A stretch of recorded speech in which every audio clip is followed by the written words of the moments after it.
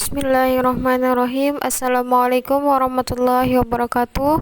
Perkenalkan, kami dari kelompok 10 Ulumul Quran yang beranggotakan Istiqomah Indah Utari NPM 21129589, Huzaimah NPM 21129576, dan Siti Masyarah NPM 21129584. Di sini kami akan mempresentasikan makalah kami yang berjudul Pengertian Al-Quran Macam-Macam dan Tujuan Kisah dalam Al-Quran. Yang pertama, pengertian kisah dalam Al-Quran. Secara sistematik, kisah berarti cerita, kisah atau hikayat, dapat pula berarti mencari jejak, menceritakan kebenaran, menceritakan ulang hal yang tidak mesti terjadi, dan berarti pula berita berurutan. Sedangkan kisah menurut istilah ialah suatu media untuk menyalurkan tentang kehidupan atau suatu kebahagiaan tertentu dari kehidupan yang mengungkapkan suatu peristiwa atau sejumlah peristiwa yang satu dengan yang lain saling berkaitan, dan kisah harus memiliki pendahuluan dan bagian akhir. Sedangkan Hasbi As-Siddiq mendefinisikan kisah ialah pemberitaan masa lalu tentang umat serta menerangkan jejak peninggalan kaum masa lalu. Selanjutnya akan dilanjutkan oleh rekan saya. Assalamualaikum warahmatullahi wabarakatuh. Perkenalkan, nama saya Siti Masyarah NPM 21125584. Di sini saya akan melanjutkan presentasi. Macam-macam qasas dalam Al-Quran. 1. Kisah para nabi terdahulu. 2. Kisah yang berhubungan dengan kejadian pada masa lalu dan orang-orang yang tidak disebutkan kenabiannya. 3. Kisah-kisah yang terjadi pada masa Rasulullah. Tujuan pokok qasas dalam Al-Quran yaitu 1. Bukti akan kebenaran risalah kenabian. 2. Mengoreksi anggapan yang keliru.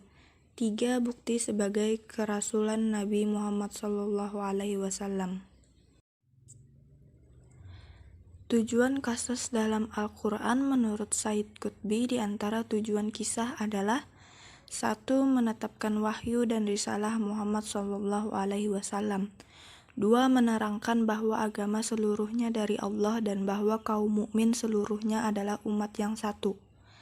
3. Menerangkan bahwa agama seluruhnya adalah satu dasar.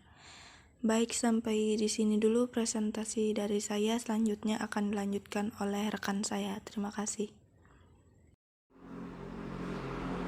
Ulun Istiqomah Indah Utari NPM 21125589.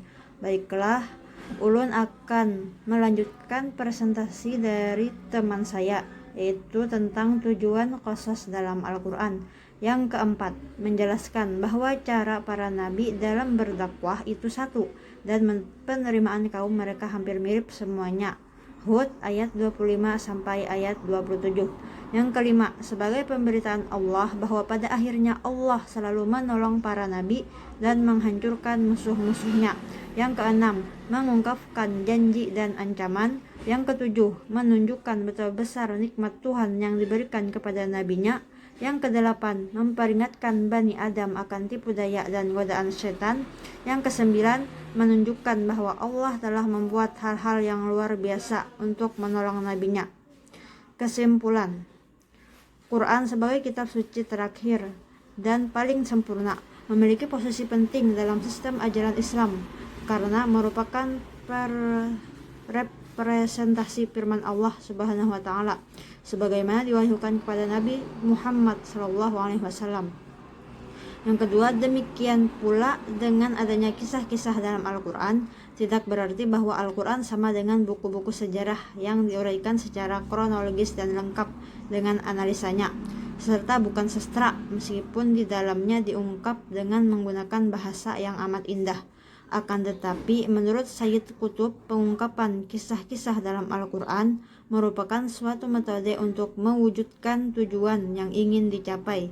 Karena bagaimanapun juga, Al-Quran adalah kitab dakwah agama dan kisah-kisah adalah salah satu metode untuk menyampaikan materinya. Terima kasih.